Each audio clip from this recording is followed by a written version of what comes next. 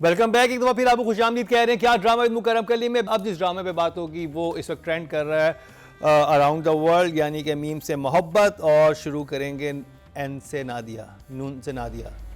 एक सीन जो मैंने पता नहीं कितनी दफ़ा रिवाइंड करके देखा है।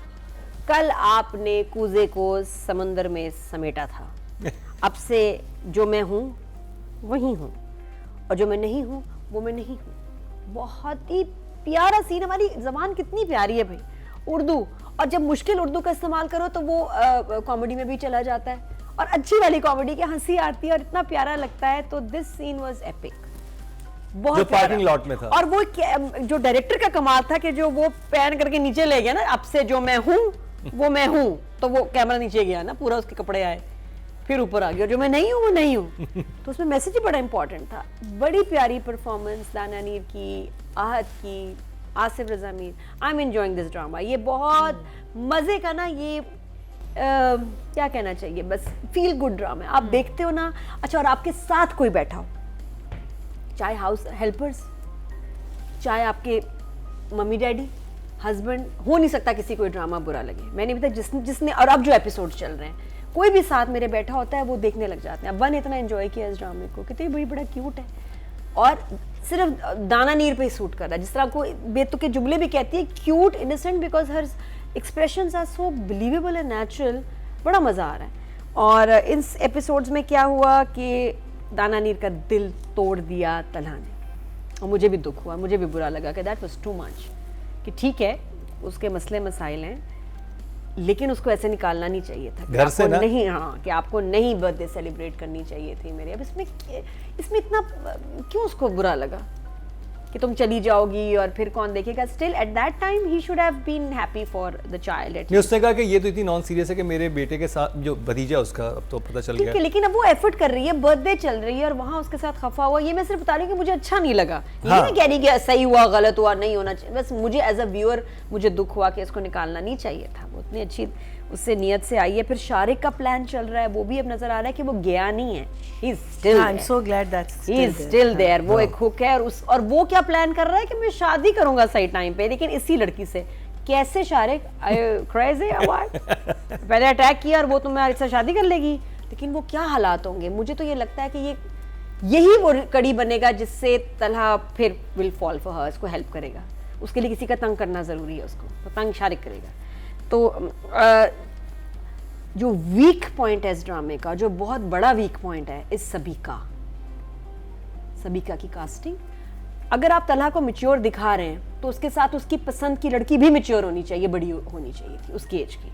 जैसे भी मुझे याद आया धूप किनारे में कि डॉक्टर साहब हैं, तो डॉक्टर साहब का जो लव इंटरेस्ट है, जो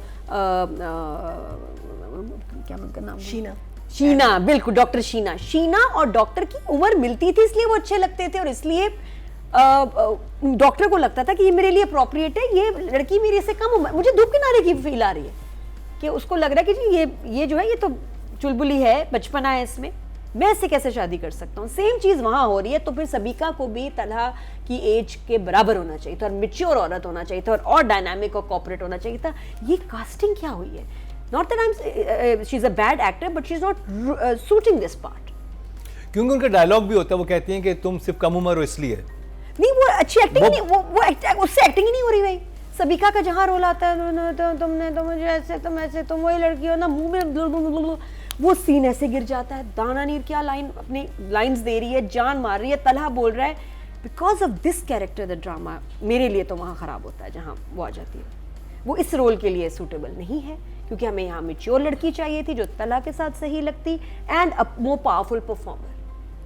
ये मुझे समझ नहीं आ रहा। ये आपके ज़हन में कौन आता है इस कैरेक्टर के लिए? किसको आप रखते हैं? बहुत लोगों, अगर आप कास्टिंग डायरेक्टर होती हैं, किसको रखती हैं? मतलब जो इसके पता नहीं, ये मैंने सोचा नहीं, अचानक आ रहे हो तुम ऐसे। मैं बताए ना नादिया, मैं एक मिनट के बाद बताती हूँ, अगले जब टर्न पे आएंगे ना, अगले सर्कल में बताऊंगी मैं। लेकिन not this girl, Why not? हीरा बहुत अच्छा करती, हीरा वाकई बहुत अच्छा करती, लेकिन जो हमें तलहा की एज अप्रोप्रिएट उसके साथ की होती, कॉर्पोरेट लगता है वो एक लड़की कंपनी चला रही है, तो लगता है कि स्कूल से आ रही है, कॉलेज से आ रही है, बिल्कुल। हाँ, यहाँ पे ये लग रहा है, क्योंकि अगर वो इतनी बड़ी अपनी एक वो कंपनी को रन कर रही है और अब कोलैब कर रहे हैं लगी नहीं companies रही, मैच्योरिटी नहीं, डायलॉग डिलीवरी मजे की नहीं, एक्टिंग वीक है। दिस इज द अच्छा, only problem I have with this, और इसकी ही वजह से मैं एक थंब कार्ड दूंगी इस ड्रामे का। या दिस थंब, सभी का ने थंब काट दिया। ओहो मैया जी। So this play takes me back to my my days my watching. अच्छा, लोग कमेंट्स में लिख रहे थे कि इसकी बहुत सिमिलैरिटी धूप किनारे से आपको बिल्कुल, लग रही है? मुझे उस सीन में है। जिसमें वो आती है ना, और इन दोनों का सीन है जब वो ऑफिस में आती है, कहती तुम्हें ये नहीं करना चाहिए था, that reminded me of Sheena and क्या कहते हैं डॉक्टर अहमर का सीन, जिसमें एग्जैक्टली यही कहती है ना कि तुम एक अंडर एज बेवकूफ़ लड़की को तुम बिल्कुल वही। तो वो जो है ना, but this play has a lot of that feel to it, old school feel, but not like me जो बहुत स्ट्रेट शूट करे, he is shooting it in a very modern way, so it's an old school तो play. Script wise Dhoop Kinare उसमें कितनी similarity लग रही है आपको? अभी तक तो सिर्फ ये जो या ट्रायंगल triangle है, ये थोड़ा similar लग रहा बन रही है, अदरवाइज तो आई थिंक उसमें, लेकिन देखिए ना हसीना आपा भी हमेशा हीरो के साथ जो था ना कोई एक मसला होता था। They always had in our play in Tanhaiya, Asif Raza Mir was already engaged to Vida. In Uncle Urfi, he had a wife who was not normal. In all the heroes had something. इसमें भी hero का एक attachment, एक background में एक trauma या कोई चीज चल रही है ना, बिल्कुल। And so but otherwise I think the family, हमारी हमेशा फैमिलीज होती थी, छोटी होती थी या बड़ी होती थी, लेकिन they used to be families, then they were all your side tracks. So मुझे वो फील बहुत आ रही है इसकी ओल्ड स्कूल राइटिंग में I am really finding it old school, I am finding it very pleasant, I am finding it meaning, वो मुझे पता है कि एक अंडरलाइन, आई रिमेंबर तन्हाइयाँ के लिए बड़ी क्रिटिसिज्म आती थी कि इसमें कहानी बेसिकली ये है कि एक औरत, लड़की जो है अपने ह्यूमन रिलेशनशिप्स को छोड़ के एक मकान के पीछे मरी जा रही है। So you know there was that very dark underline thing from, not dark but it was जिसकी वजह से शी हैज़ दैट एक्सीडेंट, जिसकी वजह से वो बीमार होती है। सो इसमें भी I feel that with that comedy, with that light-heartedness, with everything, there's this theme that's lurking inside. Performances are at par except for a few, which Nadia has also pointed out. Side stories जो है पहले बड़ी अच्छी strong आ रही थी, अब मुझे लगता है कि वहाँ थोड़ी सी मुझे परफॉर्मेंस में भी थोड़ा बहुत वीकनेस लग रही है, और मुझे थोड़ी सी जो कॉमेडी है ना, आपकी कॉमेडी टाइमिंग के बारे में होती है। अगर मैंने एक फ़नी जुमला बोला है, उसका अगर मुझे इंस्टेंट रिएक्शन नहीं मिलेगा ना, अगर मैं एक्सप्रेशंस पे चली जाऊंगी और फिर एक रिएक्शन मिलेगा, वो कॉमेडी का जुमला ख़त्म हो जाता है। मुझे ये थोड़ा सा वो लग रहा है, but overall I loving it. So I am going to give it a, sorry, can't give anyone a 2 thumbs up, because all my thumbs were for तनमनी नील। अधिका जी, मीम से मोहब्बत। तो मुझे तो बहुत अच्छा लगता है, I like it very much, it's a very nice easy watch, very gentle watch, nice moments, कोई आपको वो नहीं है कि आप अपसेट हो या कंफ्यूज हो जाएं या समझ नहीं आ रहा क्या हो रहा है कहानी में। फ्रेमिंग अच्छी है, it has again old school type feeling, but it looks very modern, framing, घर, लोकेशंस। और ये एक और चीज़ मुझे बड़ी अच्छी लगी, वो जो शारिक वाली कहानी बैकग्राउंड में चल रही है ना, वो अभी उसका थ्रेड आ रहा है कि आगे जाएगा। So they haven't forgotten that dark side of the drama, वो डार्क साइड भी ना, क्योंकि अब उससे फ्रस्ट्रेशन भी हो रही है, गुस्सा भी चढ़ रहा है, तो वो भी चल रहा है, तो आगे जाके आई एम इंट्रिग्ड कि क्या होगा। So I would give it I think 1 thumbs up. Writing की बात की जाए तो जी राइटर हैं फरज इश्तियाक साहिबा। नादिया। तो मुझे एक सिचुएशन समझ नहीं आती, हमारे ड्रामा में अक्सर आती है, जब कोई कंस्ट्रक्शन हो रही होती है किसी बिल्डिंग की, तो एक बिल्डिंग का एक बजट और एक प्राइस और एक सब चीज़ होती है, या वो हाई एंड होगी, या वो फिर अगर आपका बजट उस तरह का है तो फिर वो कि जी आम पब्लिक के लिए जो अफोर्ड कर सकें। ये प्लान कैसे चेंज हो सकता है? ये प्लान नहीं चेंज हो सकता कि हाई एंड बिल्डिंग बना रहे थे, सडनली उन्होंने सोचा कि नहीं, इसको जो है मिडिल क्लास भी अफोर्ड कर सके, प्लान चेंज आम आवाम के लिए बनाओ, कैंसल। ये बड़ी पैथेटिक सिचुएशन, ये मुझे समझ नहीं ऐसे हो ही नहीं सकता।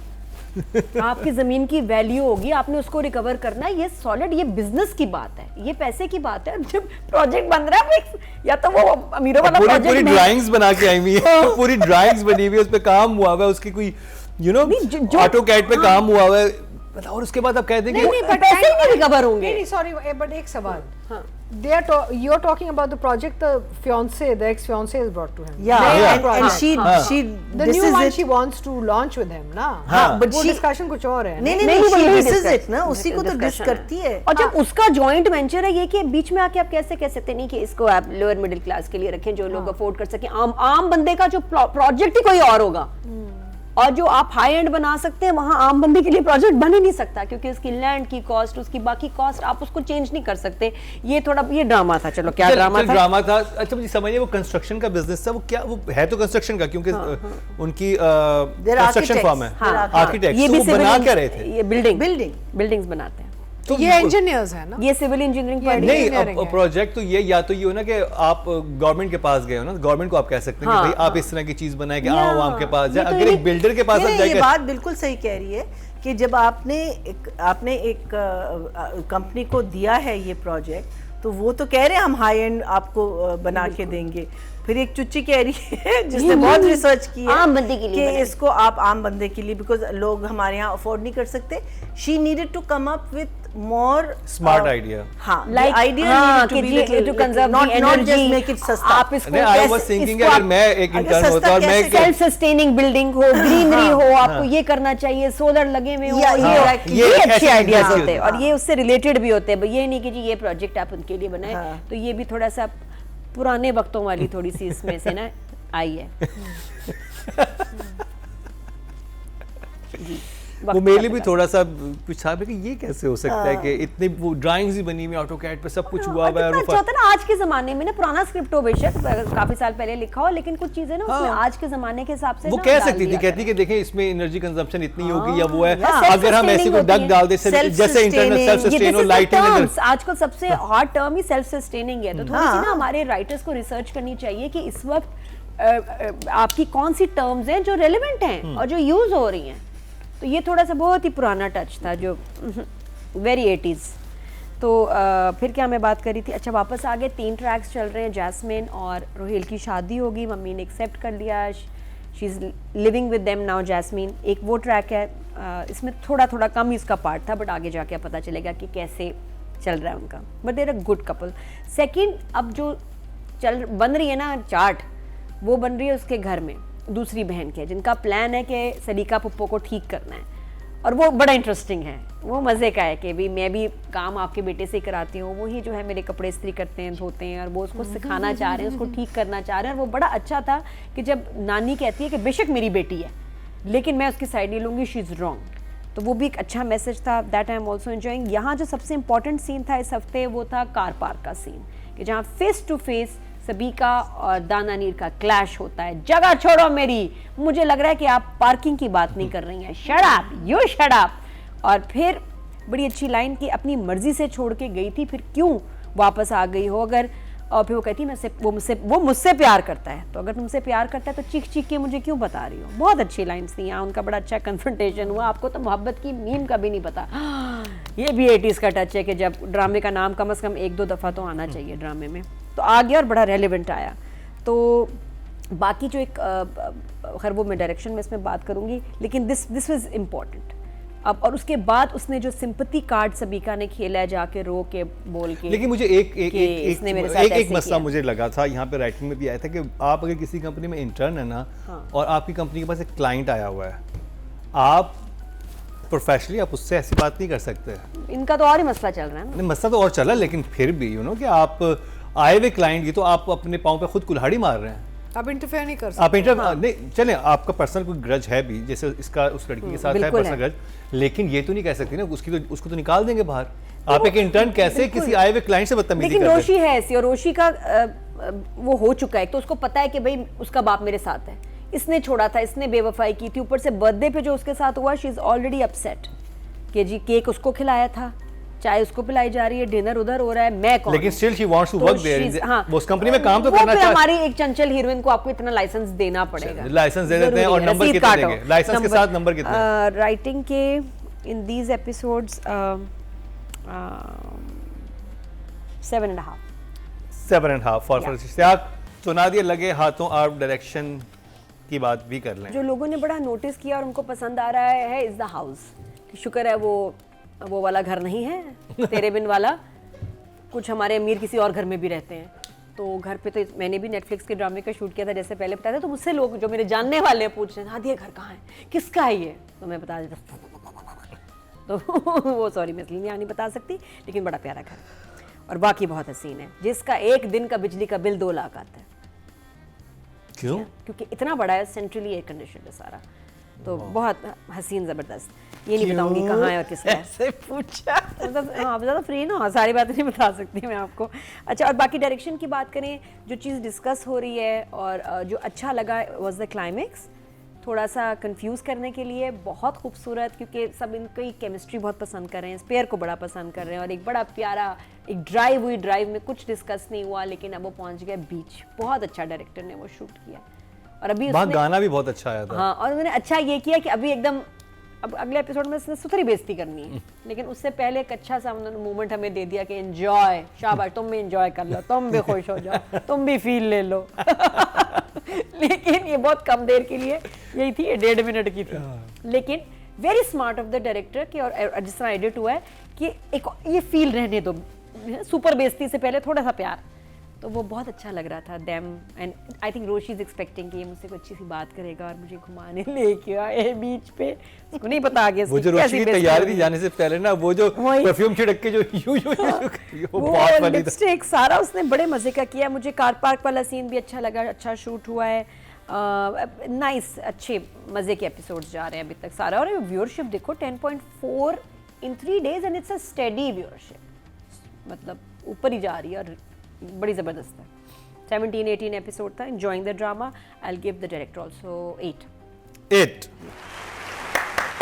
बस सिर्फ मेरा जो आपसे है ना, सभी का वाला काम ठीक करें, उसका कुछ जूड़ा वूड़ा बनाए तो बड़ी लगे, और उसके प्लीज सीन्स में उसकी परफॉर्मेंस पे फोकस करें, सीन्स खराब हो रहे हैं। मैया जी, आप क्या कहेंगी अली हसन के बारे में? सॉरी, फरज इश्तियाक साहिबा और अली हसन के बारे में। आई थिंक इनकी अच्छी जोड़ी बन रही है as a director and writer. I think he is understanding, और this is something that he is close to, this kind of genre, even though he's done a very very dark and a very lovely play before this, but मुझे लग रहा है कि जो लिखा है उसको ट्रांसलेट बहुत अच्छे तरीके से कर रहे हैं।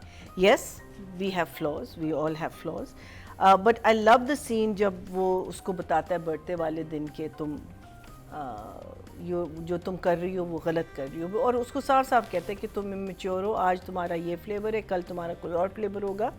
और उसको और राइटर ने इतनी मज़े से ये बात जो हम उसकी जो इमेच्योरिटी है वो उसके थ्रू हमको पता चली है, and it's absolutely true, because the way she behaved straight after that scene, कहती है अच्छा मैं जा रही हूँ, उसको नहीं जाना चाहिए था, because she should have thought कि यार अगर मैं सडनली से बैग पिक करके चली जाऊंगी तो बच्चे का क्या होगा। You know, this is the immaturity and the maturity of both of these characters.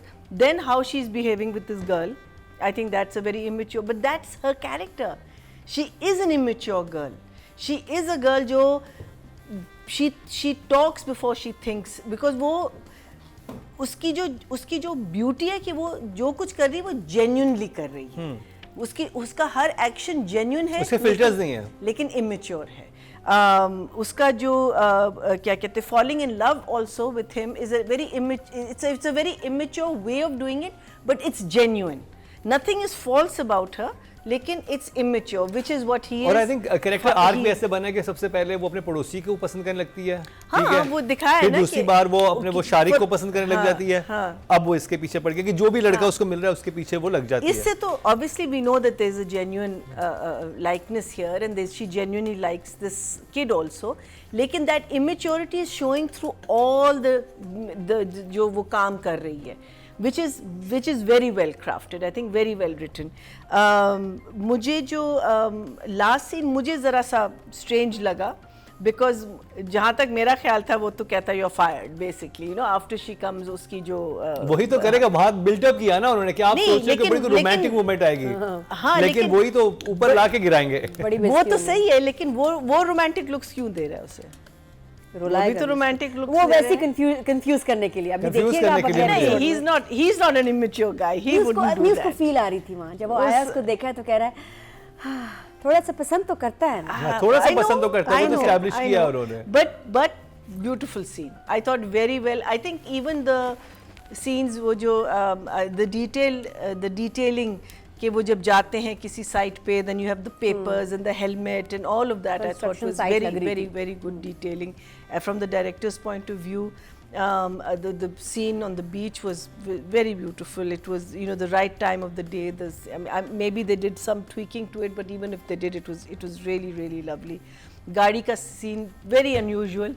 You know, ये कहीं भी हो सकता था, but you know, you made it so it came out very nicely.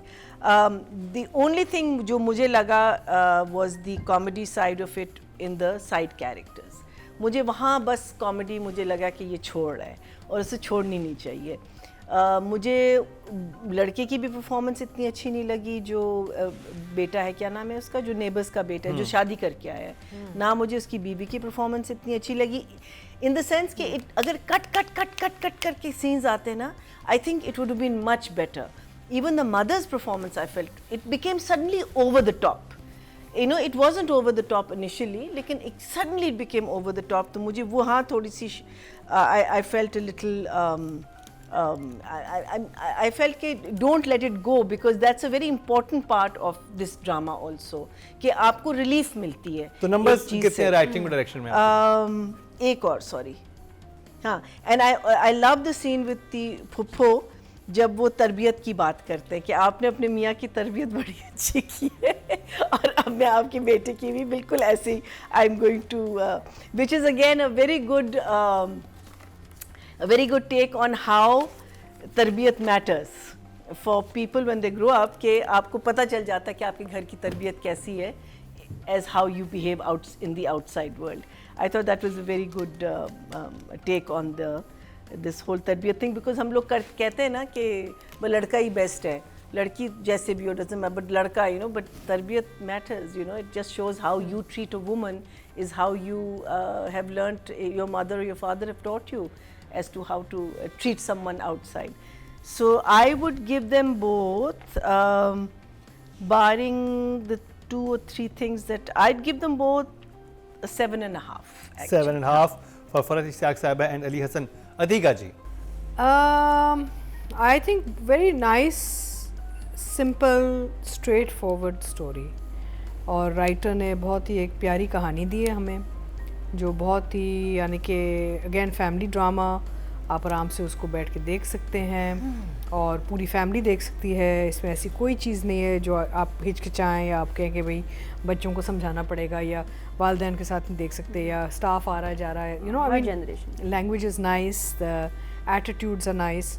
और मुझे बड़ा अच्छा लगा कि जो आहत का जो कैरेक्टर है उसमें ना उसकी इतनी मेच्योरिटी है कि वो कहता भी है कि मैं इसकी ज़िंदगी ख़राब नहीं करना चाहता. She is too young and too immature and I am very serious issues. यानी कि ये बहुत अच्छी चीज़ है कि क्लैरिफिकेशन आ रही है कि ये क्यों इस लड़की से दूर यानी रह रहा है, क्योंकि वो समझता है कि उसका बैगेज इतना भारी है और वो बच्चे पे इतना तवज्जो देता है कि ये इस बच्चे की ज़िंदगी ख़राब हो जाएगी. So characters have been written very nicely, and I love the scenes when Asif Razamir comes. I love them. Marina, I just think he's still like so.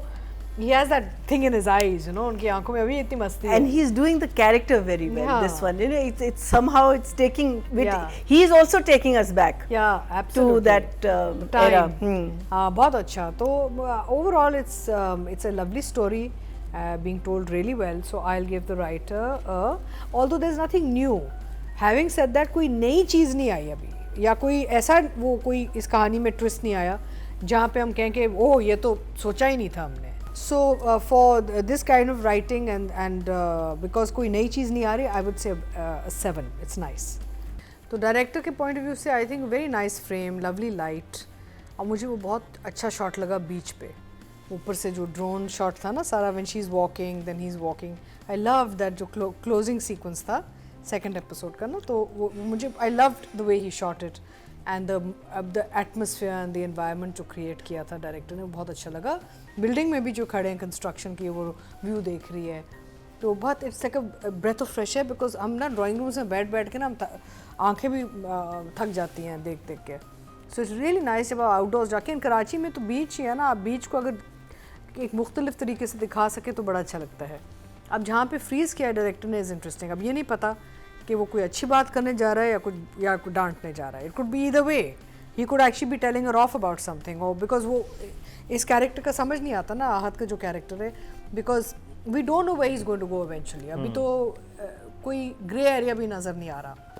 So I think the director has overall done a very good job, a very engaging story telling which is keeping us involved, and the characters also developing very subtly, यानी कि ये नहीं कि कोई आपको कोई unusual सा कोई एक झटका आ रहा है कहीं भी, मज़े की कहानी है। So I think I'll give the director an 8. और एक चीज़ आई थिंक जो डायरेक्टर को जाता है क्रेडिट, वो ये कि उसने इस पूरे ड्रामे में जो सबसे हाईलाइट है वो दानिर मुबीन के एक्सप्रेशन है। उसने किसी भी जगह पे उनके एक्सप्रेशन को कैप्चर होने से मतलब वो हटे नहीं, उन्होंने लिए हैं, जगह जगह वो डाले, वही सबसे फ़नी लगते हैं। और दाना नीर ने वो किए भी बहुत ज़बरदस्त तरीके से। तो जब दाना नीर की बात हो रही है तो उस पर जाने से पहले ज़रा ऑडियंस की बात हो जाए। एक सेकंड में एक पॉइंट ही ऐड करना चाहूँगी। अब कराची में ना बहुत सी जगह डेवलप हो गई हैं जहाँ पे हम आउटडोर जाके शूट कर सकते, जैसे फूड स्ट्रीट है, ये आपका DHA में बुखारी वाला पूरा एरिया जो है जहाँ पे चाय के कैफेज लगते हैं। I would like to see more of those areas in frame, because अब जगहें हैं जहाँ आप कर सकते हैं, आप दिखा सकते हैं माहौल शहर का, खुश होंगे। हाँ। तो जी राइटिंग की कैटेगरी में टोटल वोट जो कास्ट हुए हैं वो हुए हैं 20,900 और फरज इश्तियाक साहिबा के हिस्से में ड्रामा सीरियल मीम से मोहब्बत से आया 5,066, 24% मतलब 2.4 इनको मिले हैं, जो कि सेकंड हाईएस्ट हैं। और डायरेक्शन की अगर बात की जाए, टोटल वोट जो कास्ट हुए हैं डायरेक्शन की कैटेगरी में वो हुए जी 21,300 और मीम से मोहब्बत से अली हसन के हिस्से में आया 5,319, 25% मतलब 2.5 इनको भी सेकंड हाईएस्ट मिले हैं। Well done. अब बात कर ली जाए दाना नीर मुबीन की और अहद रज़ा मीर की, दोनों की। नादिया, इन एपिसोड्स में दाना नीर के आज से ज़्यादा नंबर होंगे क्योंकि काम भी ज़्यादा बनते हैं, है ना, बनता है। एक्सप्रेशन जो उन्हें दिए हैं ना जेलसी के, और वो जो स्पेशली जब वो कॉन्फ्रेंस हो रही होती है उसमें कहती है ये यहाँ पे क्या कर रही हो, कहते हैं इंटरनेट, तो उसमें जो एक्सप्रेशन वो बहुत डिफरेंट एक्सप्रेशन थे, बहुत ज़्यादा। और वो जिस तरह इतनी सीरियस लाइंस करके ना, मैं जो हूँ ऐसी हूँ। अच्छा, अब इसमें चंचल शोक प्यारी बच्ची में ओवर होने का बहुत चांस होता है और कहीं भी ओवर नहीं हो रही, बिल्कुल सटल नेचुरल राइट एक्सप्रेशंस है जो आपको क्यूट लगते हैं, प्यारे लगते हैं। और बड़ा पावरफुल सीन था। और देखिए इसमें इसके इमोशनल सीन्स भी हैं जहाँ इसको जो तकलीफ़ हो रही है, जहाँ उसकी इंसल्ट भी हुई है कि तुम निकल जाओ, आप चाहते हैं कि मुझे आप कहना चाह रहे हैं कि मुझे सालगिरह नहीं मनानी चाहिए थी, मुझे यहाँ नहीं आना चाहिए था। उसने कहा नहीं, इतना स्ट्रेट है ना कि वो हिट करता है। फिर तो वहाँ उसकी डिसअपॉइंटमेंट और टप टप टप करके जा रही है, निकल रही है, फिर वहाँ रुक जाती है। मुझे वो सही लगा, जाना उसका बनता था वहाँ, कि उसने स्ट्रेट कहा तुम्हें आना ही नहीं चाहिए था। और फिर उसके बाद रोकता है कि नहीं मोहित को बुरा लगेगा, तो आपको कब से मोहित की परवाह होने लगी, और फिर वो रुक भी जाती है इतनी उसके बाद भी। And then the entire scene, वहाँ मैच्योर परफॉर्मेंस भी थी। तो दाना नीर बड़ा अच्छा इसको लेके as a very mature actor and natural actor उसको लेके चलिए। And I love her dressing, जो उसके शलवार कमीज़ है ना जबले से, बहुत क्यूट हैं, बहुत प्यारे लगते हैं, और उसका चलने का स्टाइल सारा तो याद रहेगा ये कैरेक्टर इस पर, बड़ा सूट किया और मज़े का है। तो I give her a 9 and Ahad an 8। मेरा जी आहद का पता चक्कर वही, उसके ज़्यादा सीन्स आए सबीका के साथ, इसलिए उसके सीन्स वीक हुए। दाना नीर के सबीका के साथ आए लेकिन वहाँ उसने संभाला है फिर भी। लेकिन वही होता है कि जब एक परफॉर्मेंस वीक हो दूसरे एक्टर का भी काम ख़राब होता है। मैना जी, दानिर मुबीन और Ahad Raza Mir. I am enjoying both of them. I think उनकी आपस में जो एक केमिस्ट्री बिल्ड हुई है, जो इतनी पॉपुलर हो गई है, एंड राइटली सो, होनी भी चाहिए थी.